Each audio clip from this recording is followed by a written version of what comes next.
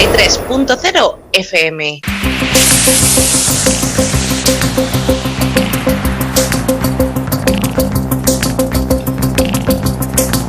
En la frontera del tiempo.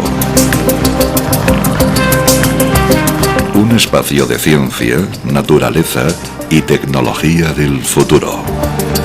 De lunes a viernes, de 9 a 10 de la noche, a través de la 93.0 de su frecuencia modulada en cadena.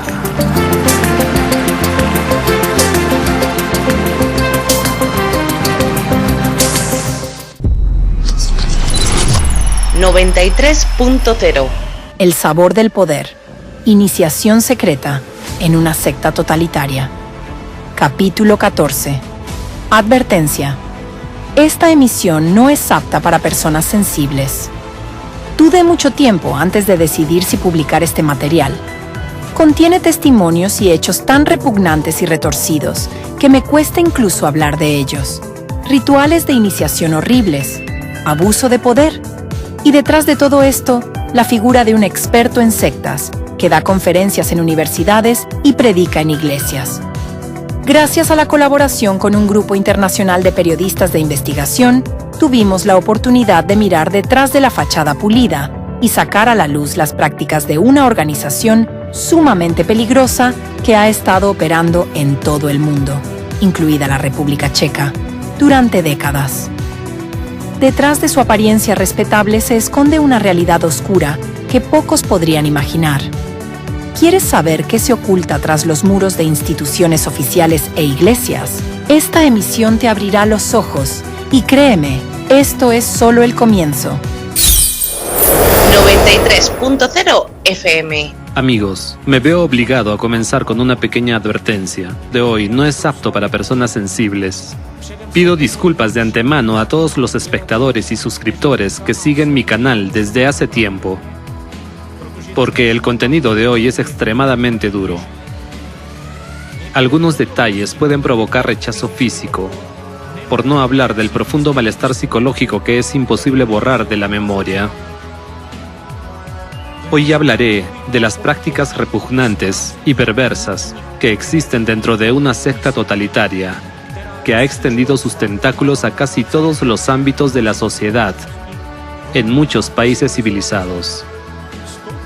Los adeptos de esta secta no son en absoluto seguidores ingenuos ni personas comunes engañadas para entrar en un culto, como suele imaginarse de manera estereotipada. Al contrario, se trata de individuos bien preparados, a menudo adinerados y muy activos socialmente, entre los que hay miembros de las fuerzas de seguridad,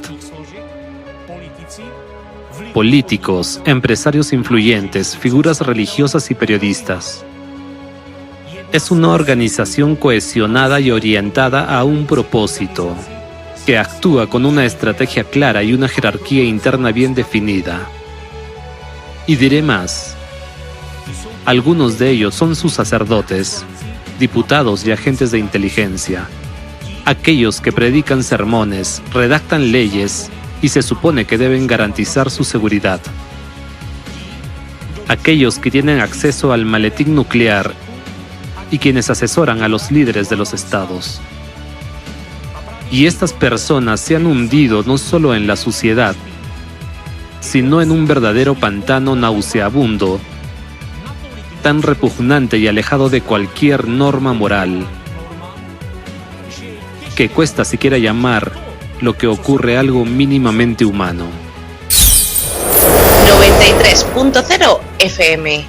Como pueden ver, Dworkin, al construir su secta con el objetivo de expandir su poder mucho más allá de las fronteras de Rusia, lo planeó todo hasta el más mínimo detalle. Entendió perfectamente que para tener una influencia real, necesitaba una máquina represiva bien engrasada y en rápido crecimiento. Un sistema coordinado donde cada engranaje funciona en sincronía. Unos escriben, otros difunden, otros ejecutan. Algunos lavan el cerebro al público, mientras que otros ejecutan las órdenes. Se involucra a los periodistas para hacerlo sonoro, a los abogados para hacerlo legal, y a los funcionarios para hacerlo impune. Todo ha sido planeado. Dworkin construyó metódicamente su propio sistema de influencia y presión. Su poder hace tiempo que trascendió los límites de las cátedras universitarias y del espacio mediático, alcanzando una escala internacional. Una prueba de ello es su elección como vicepresidente de FECRIS, una organización con estatus consultivo ante el Consejo de Europa, y como asesor especial del Consejo Económico y Social de la ONU. Este nombramiento fue un paso estratégico clave para expandir la influencia de su estructura. FECRIS, en su momento, le abrió a Dworkin las puertas a comunidades expertas y organismos gubernamentales europeos y estadounidenses. Siempre buscó deliberadamente acceso a las entidades de poder y trató de reclutar en su secta a la mayor cantidad posible de seguidores de las élites gobernantes, porque son precisamente las élites gobernantes las que otorgan a su secta un poder sin precedentes sobre las personas. Un ejemplo de ello es el discípulo de Dworkin, Alexander Konovalov, quien, tras convertirse en ministro de Justicia de la Federación de Rusia, nombró a su mentor Dworkin como jefe del Consejo de Expertos para la realización de peritajes religiosos estatales ante el Ministerio de Justicia de la Federación de Rusia. Actualmente, esta persona ocupa el cargo de juez del Tribunal Constitucional de la Federación de Rusia. ¿Qué se puede esperar de la justicia en un país donde un juez del Tribunal Constitucional es discípulo de una figura tan odiosa? ¿De qué tipo de democracia se puede hablar si el líder de una secta totalitaria y sus seguidores se convierten en asesores de los servicios secretos y de los cuerpos de seguridad? En tales condiciones, solo se puede hablar de una mierdocracia. ¿A qué ha llevado todo esto?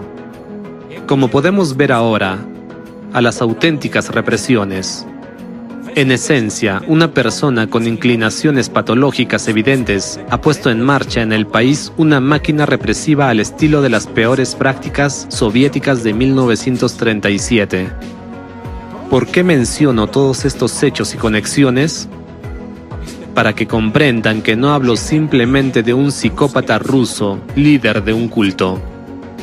Hablo de cómo un culto se transformó en una red transnacional.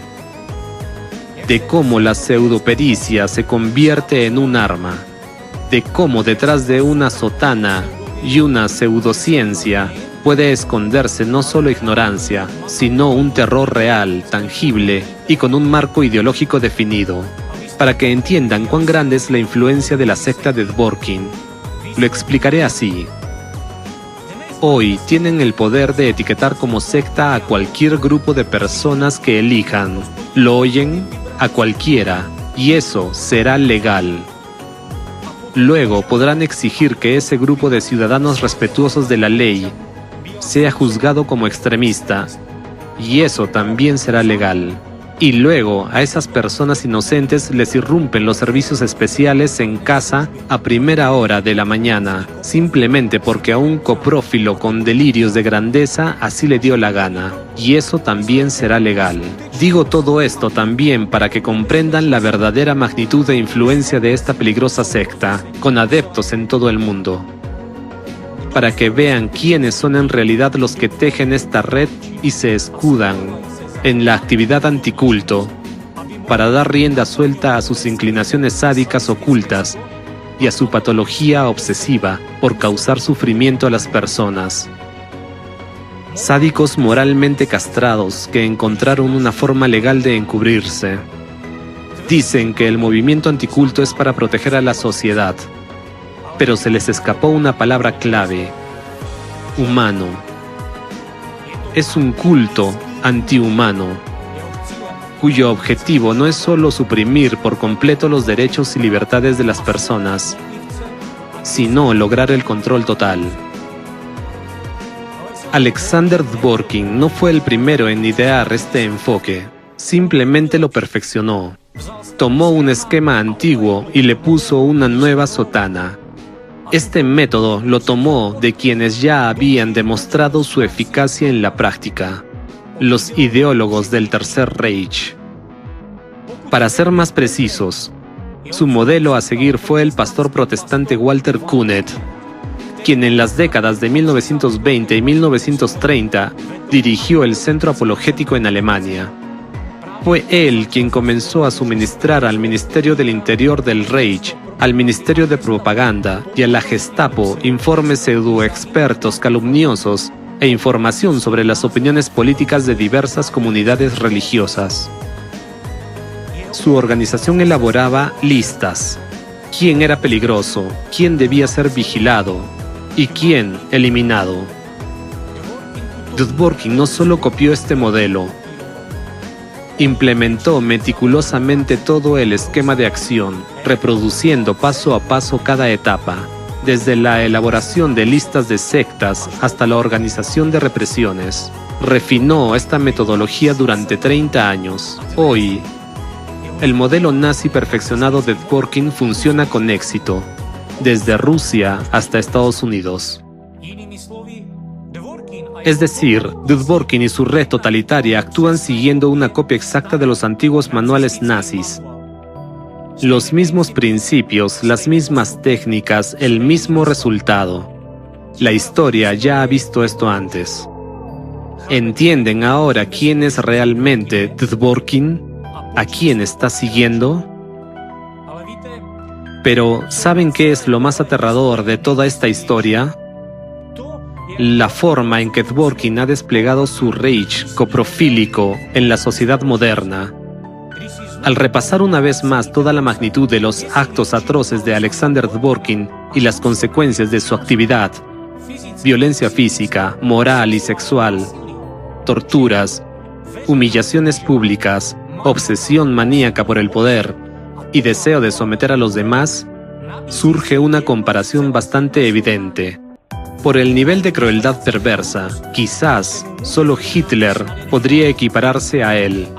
Y aquí hay un hecho que encaja sorprendentemente bien en este contexto. Según diversas fuentes, Hitler también tenía una inclinación hacia la coprofilia. Las conclusiones las dejo a ustedes. La estructura jerárquica de Dworkin, su secta totalitaria con búsqueda de poder absoluto, es el resultado de 30 años de trabajo. El sadismo, las tendencias maníacas, la coprofilia, perversiones que exceden los límites de la comprensión humana, se convirtieron para él en el fundamento sobre el que construyó su secta. Y aquí radica el punto clave en el que quisiera detenerme con más detalle. En la satisfacción de sus impulsos patológicos, Dworkin fue mucho más allá. Hizo de la coprofilia la base y la piedra angular de su secta.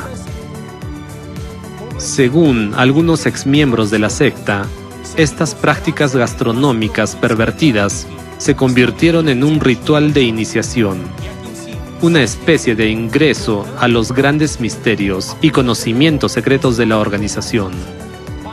Se cree que a la persona que pasa por esta iniciación se le revelan los secretos para controlar a la sociedad, manipular destinos y vidas ajenas, y por lo tanto, obtener un poder prácticamente ilimitado. Si abstraemos y razonamos lógicamente, la existencia de un ritual de iniciación de este tipo parece ser la única explicación posible para la extraordinaria cohesión entre todos los cómplices de Dworkin y su completa lealtad al líder. Ahí está la quid de la cuestión, como resulta. Al parecer, Dworkin tomó prestada la idea del rito de iniciación de la mafia. Para quien no lo sepa, en la mafia, para ser aceptado como uno de los suyos, hay que cometer un asesinato en presencia de testigos. Así, la mafia obtiene material comprometedor y control absoluto sobre la persona. Pero Dworkin sustituyó el pacto de sangre por su propia versión, un pacto de mierda, que hizo el ritual mucho más eficaz. Porque una cosa es ir a prisión por un asesinato, pero otra muy distinta es que todo tu entorno se entere de que comiste heces conscientemente. Y ya ni hablar de la perspectiva de acabar en prisión, donde todos sabrán que eres coprófilo. Por eso los sectarios de Dworkin se defienden unos a otros con tanta ferocidad. Piénsenlo bien. ¿Por qué las personas vinculadas a Dworkin, políticos, jueces, abogados, representantes de las fuerzas de seguridad, periodistas, otros anticultistas, se esfuerzan hasta el extremo por proteger sus intereses? ¿Qué los impulsa a escribir loas en su honor, creando prácticamente hagiografías sobre sus logros? ¿Por qué sus cómplices de la nada obtienen respaldo entre ciertos agentes de seguridad o figuras políticas? Además, esto explica la invulnerabilidad del propio Dworkin. Queda claro por qué goza de tal autoridad entre algunos funcionarios del Estado y agentes del FSB. ¿Por qué gana juicios con facilidad? ¿Por qué sus acciones ilegales son ignoradas? ¿Y por qué dentro de su país se le permite actuar con total impunidad? En medio de una poderosa oleada informativa y una cascada de revelaciones que han caído recientemente sobre Dworkin, ahora que la verdad sobre sus actividades está saliendo a la luz, lo más sensato y ventajoso para cualquiera de sus cómplices sería simplemente desvincularse del líder,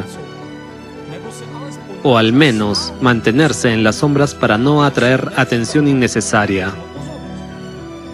Sin embargo, lo que observamos es justo lo contrario. Sus adeptos graban videos en apoyo mutuo, escriben comentarios y artículos, atacan a los críticos comunes y comparten activamente publicaciones dentro de su círculo, haciendo todo lo posible para que su punto de vista y sus justificaciones alcancen una audiencia aún mayor. Es paradójico, pero los adeptos de Dworkin, incluso cuando ellos mismos se encuentran en el centro de la crítica pública y enfrentan acusaciones directas de actividades ilícitas, siguen defendiendo con fanático empeño unos a otros y a su líder. ¿Por qué sucede esto? ¿Por qué solo algunos han empezado a decir la verdad, mientras que los demás guardan un silencio obstinado? Contra toda lógica, contra el sentido común e incluso en contra de su propio interés, los seguidores de Dworkin lo defienden con espuma en la boca, con furia, como si existiera entre ellos un vínculo indisoluble, casi místico. Resulta inevitable concluir que existe algún poderoso factor de unión que los obliga a actuar de esta manera. El secreto de esta unión y este círculo cerrado de protección mutua probablemente reside en lo que resulta ser un oscuro secreto que une a todos los participantes del sistema creado por Dworkin. Concretamente, la participación en un rito de iniciación muy específico y profundamente humillante, cuya esencia consiste en actos relacionados con la coprofilia.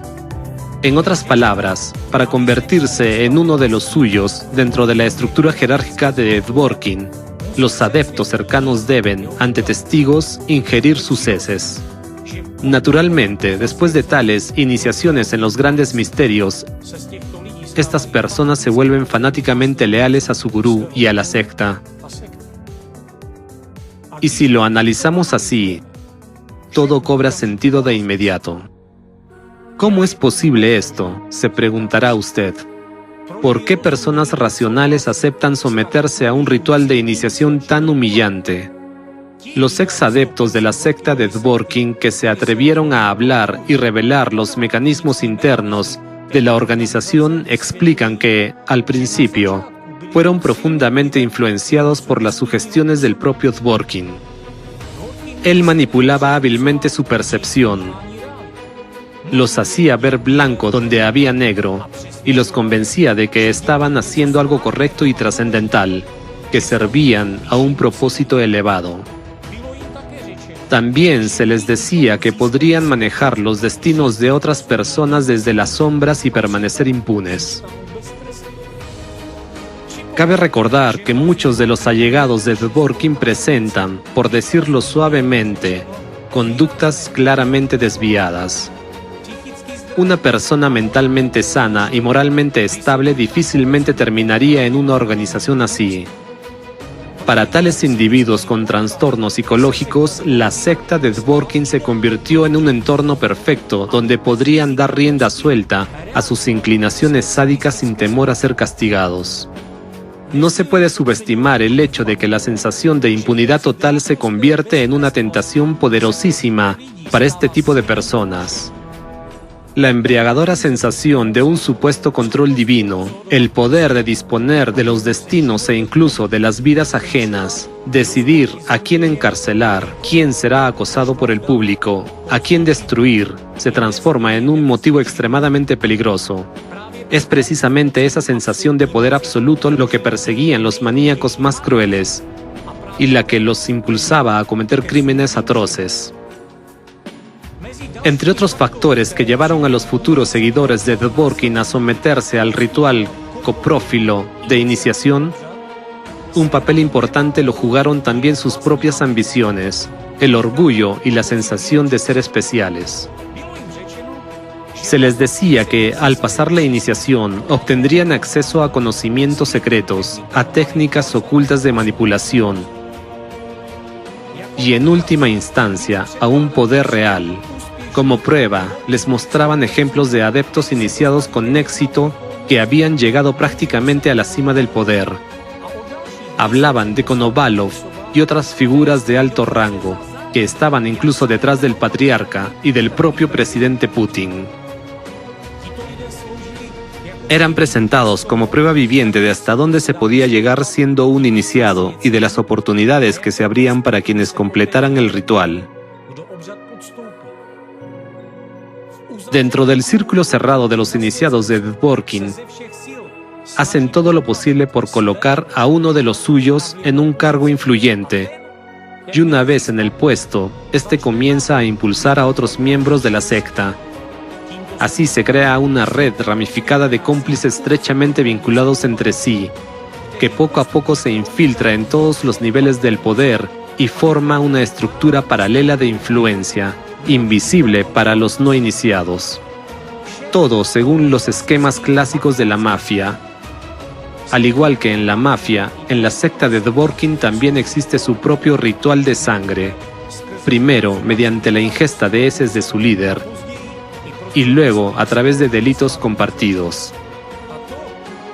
Los adeptos de Dworkin son plenamente conscientes de que sus actividades son delictivas. Incitan al odio, llevan a cabo atentados informativos, pisotean la Constitución, violan las leyes, cometen perjurio y no dudan en aceptar encargos comerciales para eliminar personas. No se trata de una eliminación física, sino de una destrucción sistemática de la reputación y el estatus de una persona, a cambio de una suma de dinero. Basta con acudir a Razirs, ellos tienen tarifas para este tipo de servicios. Y no solo ayudan en Rusia, sino también en el extranjero, desde la eliminación de competidores políticos o empresariales, hasta arrebatarle un hijo a una madre en un juicio. No tienen escrúpulos, pero de eso hablaremos en otra ocasión. Ahora se trata de otra cosa. Sí, está claro que no todos los que orbitan alrededor de Dworkin y del movimiento anticulto han pasado por su rito de iniciación. Y eso es lógico.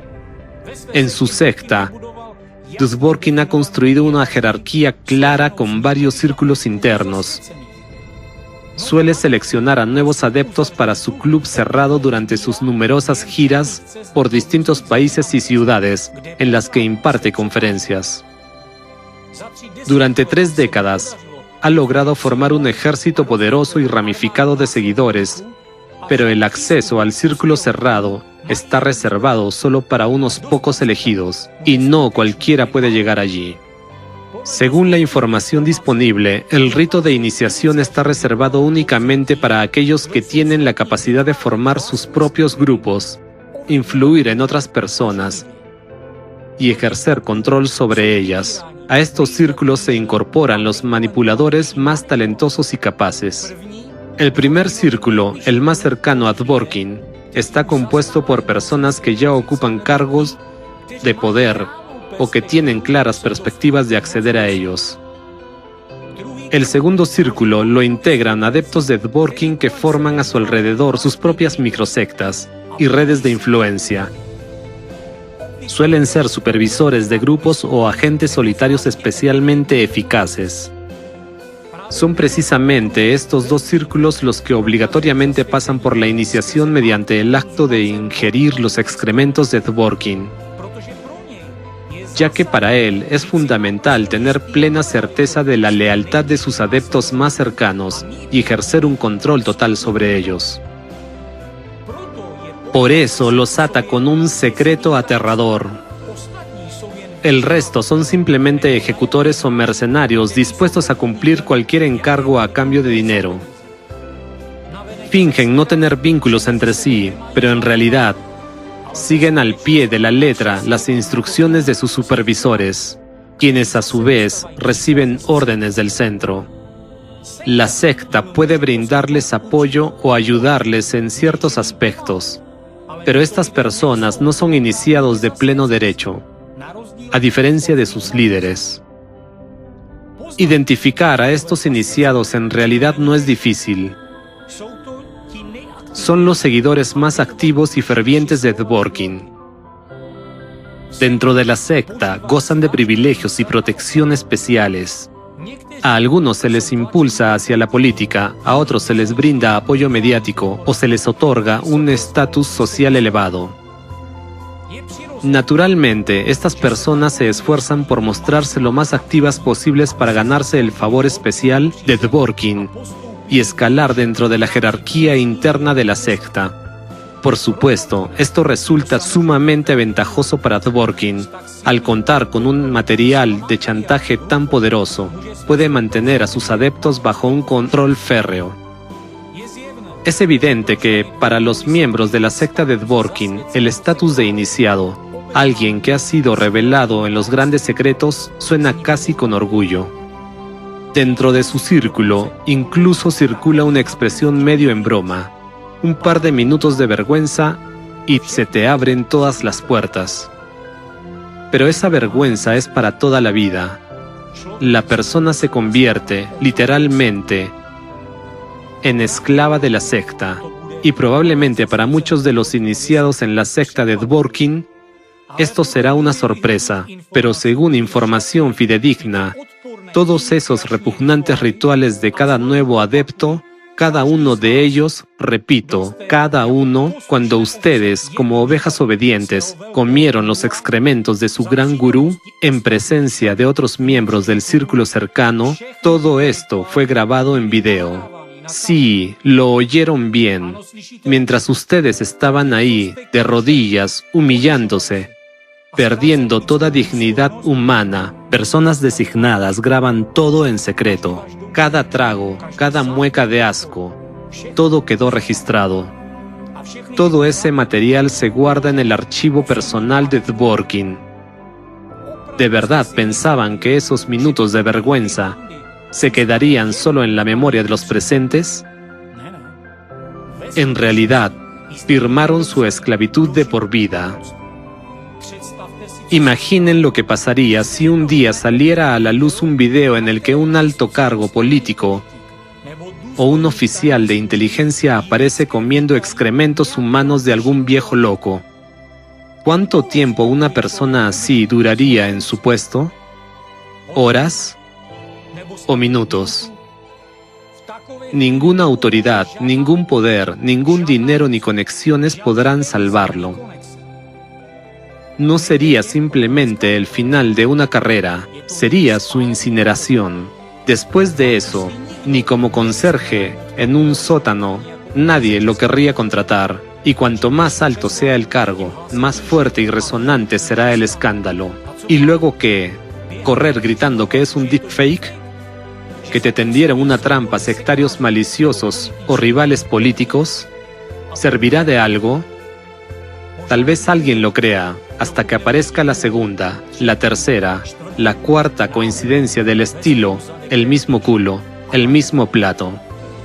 Incluso si aparece solo un video así, quizás una filtración accidental e imprevista, después de eso, todos los que hayan tenido alguna relación con Dworkin quedarán para siempre asociados con esta mierda, tanto en sentido literal como figurado.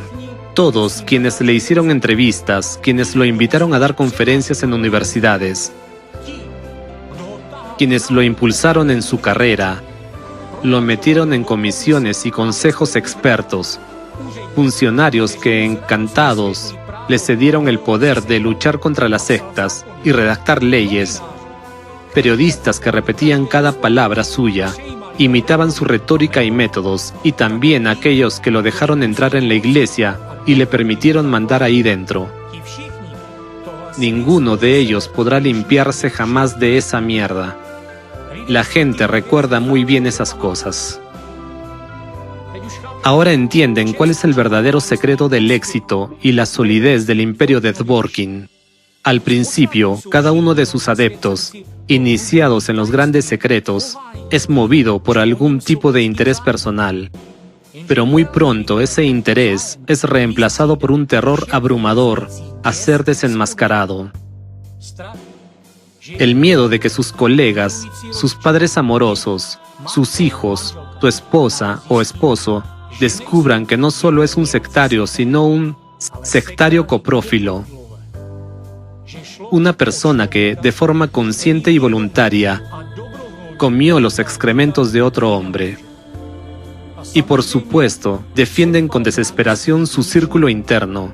Esto ya no es cuestión de solidaridad, es cuestión de supervivencia.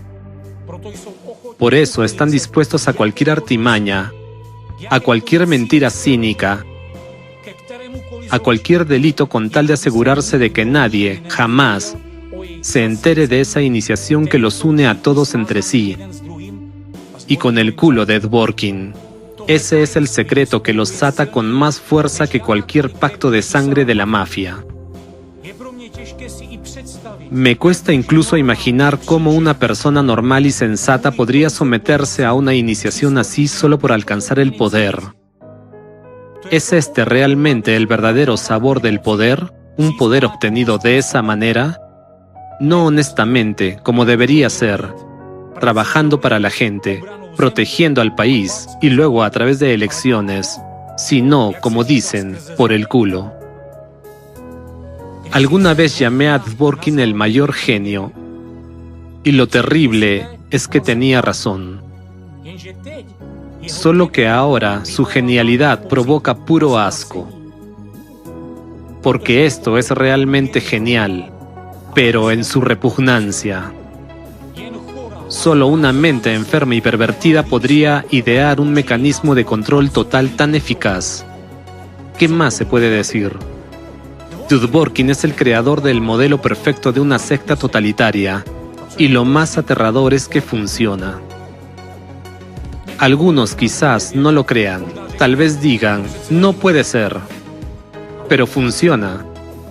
Y se nota por cómo todos esos pervertidos, maníacos, sádicos iniciados, ante un solo chasquido de los dedos de Dworkin, obedecen cualquier orden como perros bien adiestrados. Y lo hacen en todos los niveles. Desde la aprobación de leyes hasta la persecución de inocentes en los comentarios de las redes sociales. Este monstruoso secreto, según sus planes, debía ser enterrado con ellos. Pero como se dice, no se puede esconder un punzón en un saco. Tarde o temprano, todo sale a la luz. Afortunadamente, gracias a que periodistas de investigación con experiencia se involucraron en desenmascarar la secta de Dworkin y lograron establecer contacto con algunos ex miembros, ahora muchas cosas se están conociendo. Incluso una locura tan extrema que nadie habría podido ni imaginarla. Perdón, es que ahora que hablo, yo mismo empiezo a comprender con más claridad lo que está ocurriendo. ¿Se imaginan cuántos coprófilos, dichos sin rodeos, come mierdas, caminan a nuestro alrededor? Solo de pensarlo, me dan arcadas. Gente, ¿se volvieron locos? Bueno, quizás, forzándolo mucho. Al menos se puede intentar entender a esos jeques árabes de los que todos hablan en TikTok. Probablemente estén tan saturados después de haberlo probado todo, que ya nada los excita, y así terminaron en sus fiestas de porta potty. Pero estos andrajosos con el culo al aire que también decidieron convertirse en jeques, pero empezaron directamente por el final. O mejor dicho, por la mierda del final. Ni quiero imaginarme lo que hacen allí. Sinceramente, estoy desconcertado. ¿Cómo se puede vivir en una sociedad así sabiendo que a tu lado caminan no solo sádicos y pervertidos, sino literalmente come mierdas? ¿Cómo contener las ganas de vomitar al ver sus intervenciones engreídas en actos oficiales o en los medios? ¿Cómo pueden ellos, después de eso, darse la mano con tanta tranquilidad? ¿Cómo miran a los ojos a sus familias? Con esas mismas bocas besan a sus hijos. Besan los íconos sagrados. Y lo más monstruoso de todo es que incluso sacerdotes fueron arrastrados a ese vergonzoso ritual de iniciación. En sus mensajes privados lo llamaban irónicamente la unción de Dvorkin, o la bendición de nuestro patriarca, refiriéndose con eso al esquizofrénico coprófilo Dvorkin. ¿Qué les pasó a todas estas personas para que lograran crear toda una secta de comemierdas, y además en tal cantidad? ¿De verdad creen que comer los excrementos de otro les otorga algún tipo de conocimiento secreto o poder? ¿O es que el ansia de poder les nubla completamente la razón? Durante 30 años, estos anticultistas estuvieron manipulando a la gente, destruyendo derechos, libertades y destinos humanos. Y nadie pudo detenerlos todo ese tiempo. Simplemente porque un sectario come mierdas encubría a otro sectario comedor de mierda.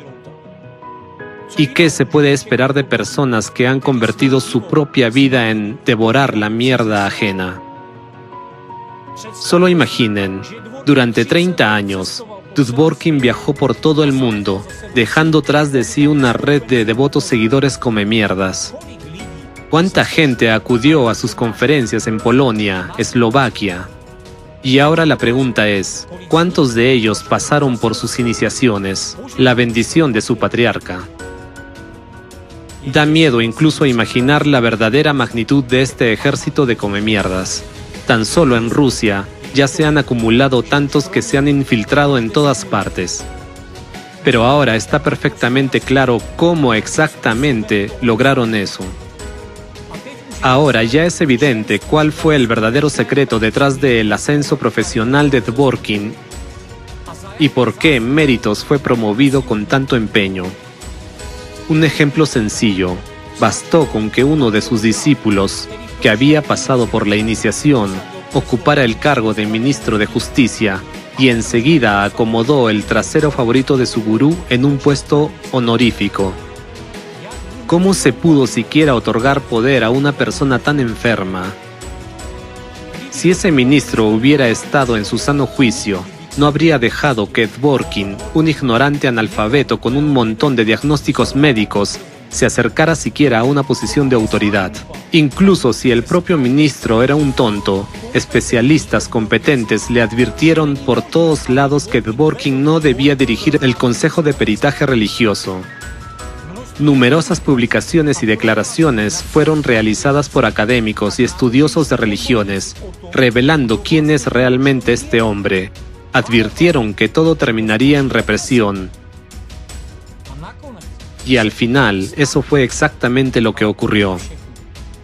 Pero no basta con que este ministro iniciado por Dvorkin ignorara todas las advertencias. Fue aún más lejos. Ocupando un cargo de responsabilidad, violó las leyes de su propio país y, de hecho, entregó las palancas del poder a la secta de su mentor.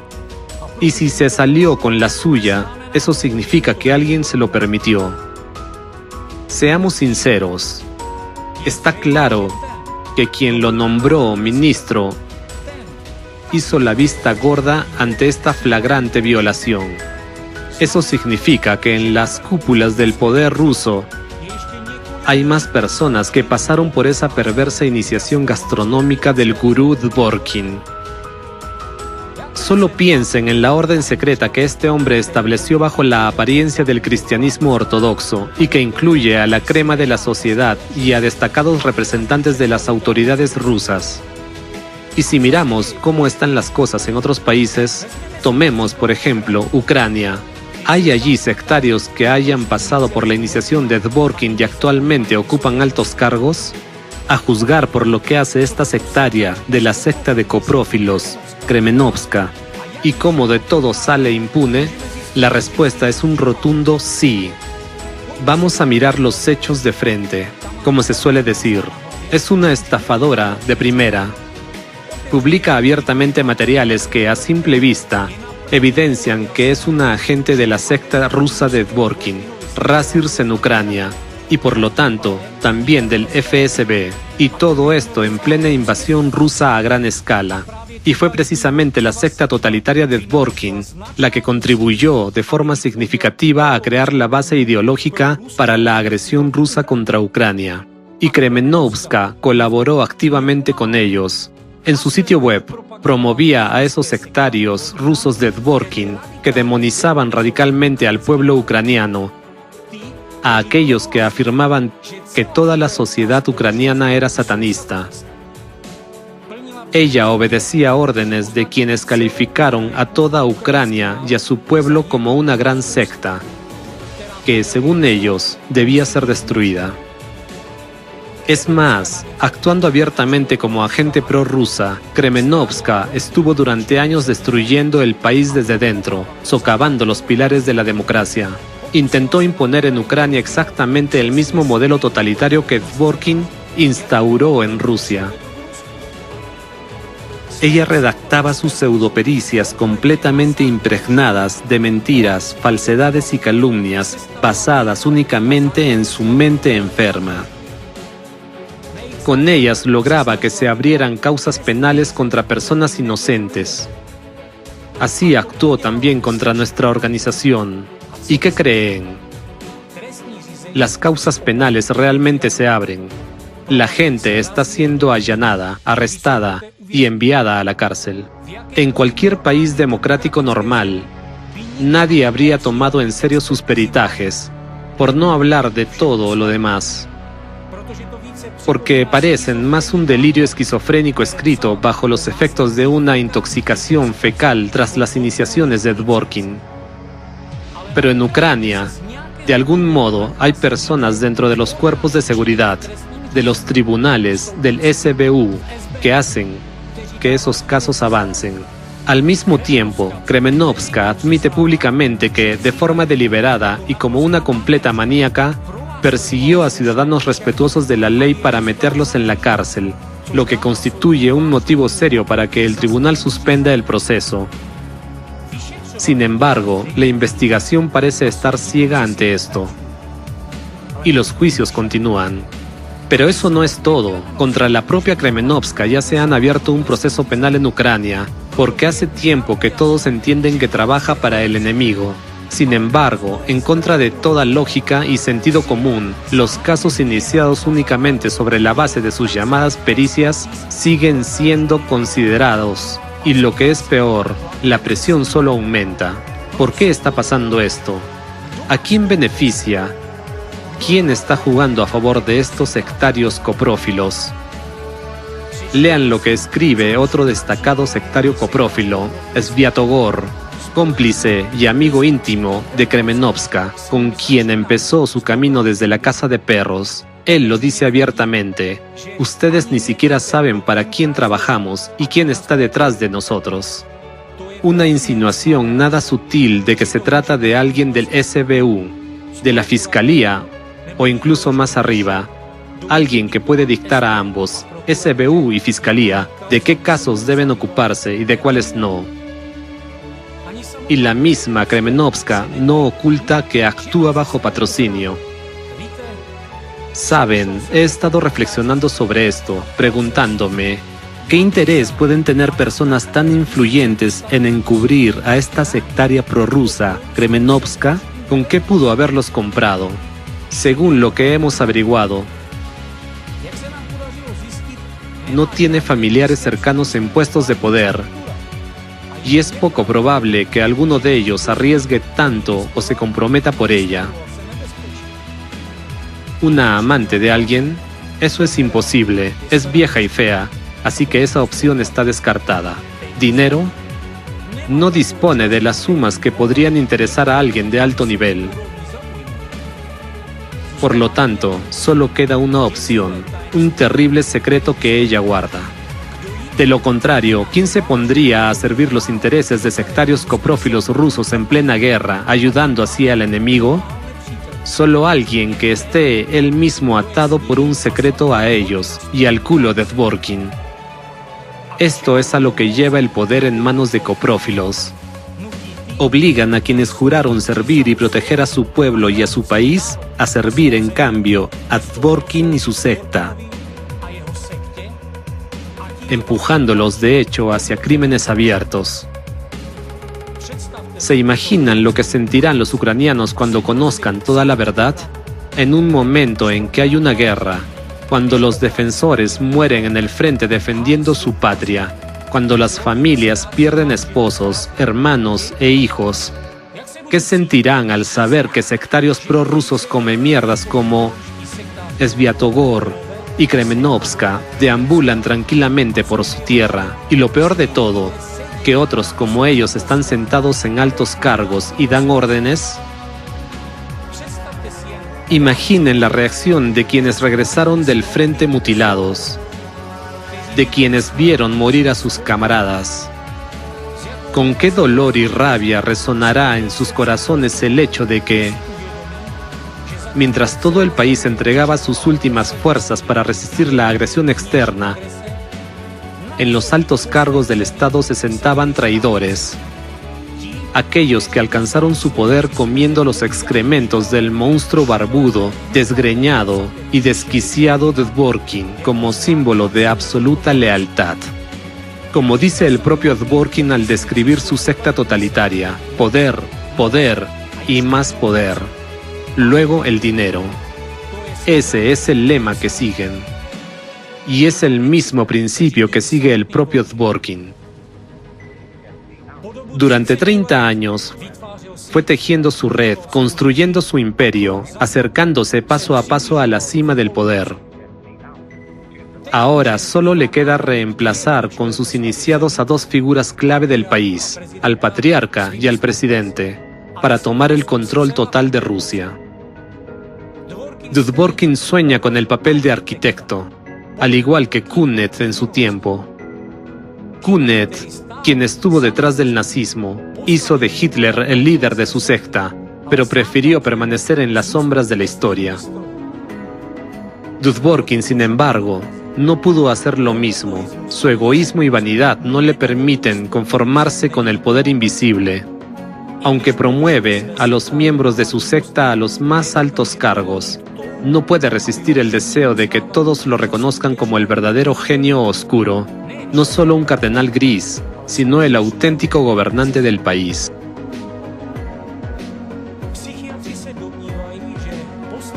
Según psiquiatras, el detonante final que consolidó en su mente la obsesión por el poder absoluto fue su participación en la película Zar. Lo sedujo la idea de parecerse a un soberano, como un Basileus bizantino, que concentra en sus manos tanto el poder secular como el espiritual. Una psique ya propensa a la manía quedó profundamente afectada por esta perspectiva: obtener un poder sagrado absoluto. Además, ya durante el trabajo de su tesis doctoral, Dvorkin dedicó gran atención a criticar a uno de los emperadores más conocidos de la historia rusa. Ese análisis obsesivo de los errores ajenos fue transformándose poco a poco en una convicción patológica, que él sabe mejor que nadie cómo gobernar correctamente un imperio. Fue entonces cuando, en lo más profundo de su mente enferma, comenzó a cristalizar una idea megalomaníaca, que él era un genio destinado a crear la sinfonía perfecta del poder, un elegido para dictar el destino no solo del Estado, sino también de las almas humanas. Observen con atención sus acciones y verán cómo, paso a paso, Dworkin convierte su obsesión en realidad. Fíjense en el círculo cercano del patriarca y del presidente, y encontrarán allí a sectarios de Dworkin, miembros de su círculo interno de iniciados, estratégicamente ubicados en posiciones clave. No es ninguna coincidencia que Dworkin esté librando su juego secreto a espaldas del patriarca, promoviendo sistemáticamente a su gente dentro de la estructura de la Iglesia Ortodoxa rusa. Su gente de Razirs ya está presente en casi todas las diócesis y ni siquiera lo esconden. De hecho, su secta totalitaria ya controla la jerarquía eclesiástica, y cualquiera que se oponga a los planes de Dworkin se enfrenta a represalias brutales. Innumerables sacerdotes han sido expulsados de la Iglesia Ortodoxa rusa simplemente por disentir o desobedecer. Ahora Dworkin ha puesto la mira en la figura principal del Estado. Recientemente, en medios controlados por su secta, se lanzó una campaña mediática sobre que Putin estaría preparando a su sucesor y, casualmente, entre los posibles candidatos aparecieron precisamente los iniciados sectarios de Dworkin, de su orden secreta. Pregúntense, ¿por qué están provocando semejante oleada? ¿No es esto una preparación de la opinión pública para transferir el poder a los suyos? Los rusos deberían reflexionar sobre esto, y no solo los rusos. ¿Por qué Dworkin persigue todo esto? El otro lado de su obsesión por el poder es el miedo a las consecuencias inevitables de la maquinaria represiva que él mismo puso en marcha. Dworkin entiende perfectamente que su máquina de represión no puede detenerse ni un minuto. Si se ralentiza, aunque sea un poco, la verdad inevitablemente saldrá a la luz. Se expondrán hechos sobre víctimas inocentes y la gente empezará a hacerse preguntas. ¿Quién inició todo esto? ¿Y con qué propósito? Dworkin comprende que, en ese caso, no podrá evitar el destino de Yezhov. Por lo tanto, tenía varias opciones: o llevar al país a un apocalipsis nuclear o climático, o someterlo al control total de su secta. La provocación del escenario nuclear fracasó, como bien saben. Sus partidarios difundieron activamente una ola en el espacio informativo para provocar un ataque nuclear contra Ucrania, lo que a su vez habría desencadenado una respuesta de represalia, pero al final no lograron nada. Ahora, a Dworkin solo le quedan dos caminos: esperar pacientemente el colapso climático, es decir, la erupción de la pluma magmática siberiana, o tomar el poder. Y como podemos ver, ha decidido no apostar todo a un solo escenario y tomar precauciones. Dado que la erupción de la pluma podría tardar aún años, prefirió no perder el tiempo y actuar de inmediato. Para lograr su objetivo y seguir impune, no le queda otra opción que seguir haciendo girar la rueda de la represión, reemplazar a dos figuras clave del país, imponer su ideología como religión de Estado y así someter completamente a Rusia bajo su control. Imaginen un coprófilo, pedófilo y sádico con tendencias maníacas al frente de un país que posee el mayor arsenal nuclear del mundo. ¿A dónde llevará todo esto? Especialmente considerando que sus ambiciones maníacas no se detienen en Rusia y que sus sectarios ya están operando activamente en muchos países del mundo. Precisamente por eso, la secta totalitaria de Dworkin, que opera bajo la fachada de una supuesta actividad anticulto, debe ser reconocida por lo que realmente es: una organización extremista. Todas las actividades anticulto deben ser oficialmente prohibidas a nivel legislativo en todo el mundo, antes de que sea demasiado tarde. Claro, a menos que ya lo sea. ¿Es realista lograr una prohibición así? La pregunta sigue abierta. Después de todo, los sectarios de Dworkin ya han ocupado altos cargos en estructuras gubernamentales de varios países y sin duda se opondrán con ferocidad a cualquier intento de limitar sus actividades. Incluso con pruebas abrumadoras de los crímenes cometidos por su secta anticulto. Cuando la adopción de una ley prohibitiva se vuelve un paso obvio y necesario, los seguidores iniciados de Dworkin harán todo lo posible por oponerse, sin importar el riesgo de quedar expuestos. Pero si no se prohíbe la secta de Dworkin, ¿a qué consecuencias podría llevar esto? Lo repito una vez más, la mayor potencia nuclear del mundo en manos de un maníaco. Esto es algo que merece una reflexión seria.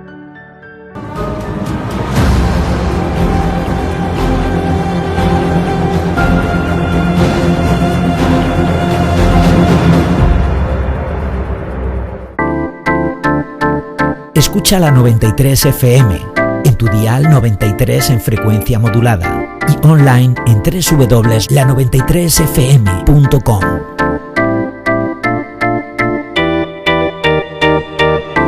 El sabor del poder. Iniciación secreta en una secta totalitaria. Capítulo 14. Advertencia. Esta emisión no es apta para personas sensibles. Contiene testimonios y hechos tan repugnantes y retorcidos que me cuesta incluso hablar de ellos. Rituales de iniciación horribles, abuso de poder y detrás de todo esto, la figura de un experto en sectas que da conferencias en universidades y predica en iglesias. Gracias a la colaboración con un grupo internacional de periodistas de investigación, tuvimos la oportunidad de mirar detrás de la fachada pulida y sacar a la luz las prácticas de una organización sumamente peligrosa que ha estado operando en todo el mundo, incluida la República Checa, durante décadas. Detrás de su apariencia respetable se esconde una realidad oscura que pocos podrían imaginar. ¿Quieres saber qué se oculta tras los muros de instituciones oficiales e iglesias? Esta emisión te abrirá los ojos y créeme, esto es solo el comienzo. 93.0.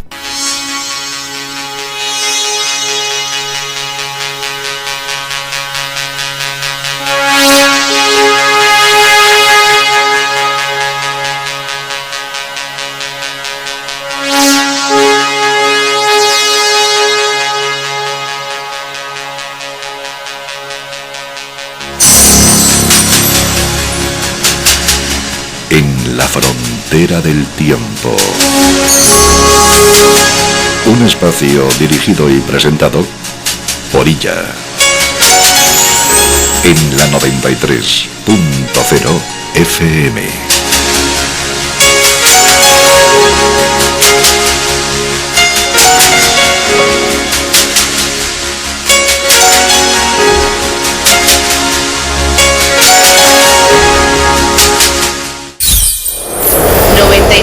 .0 FM.